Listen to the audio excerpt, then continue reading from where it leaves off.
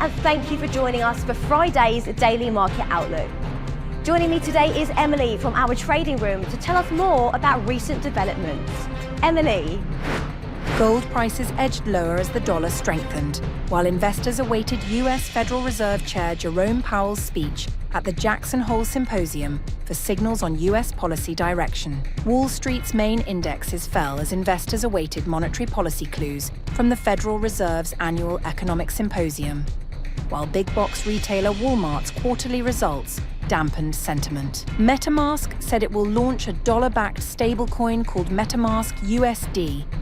MetaMask said that the stablecoin will be issued by Bridge, an issuance and orchestration platform for stablecoins that was acquired by Stripe. The euro-dollar pair edged lower in the last session. The CCI is giving a negative signal. The Bitcoin-dollar pair plummeted in the last session. The ultimate oscillator is giving a negative signal. The sterling-dollar pair edged lower in the last session. The CCI is giving a negative signal. The Aussie dollar pair edged lower in the last session. The CCI is giving a positive signal. The economic calendar for the upcoming days promises to be busy and full of crucial updates. From high to moderate importance, these data points will play a role in influencing trading sentiment and guiding market forecasts. Traders and investors should remain vigilant as these data points approach.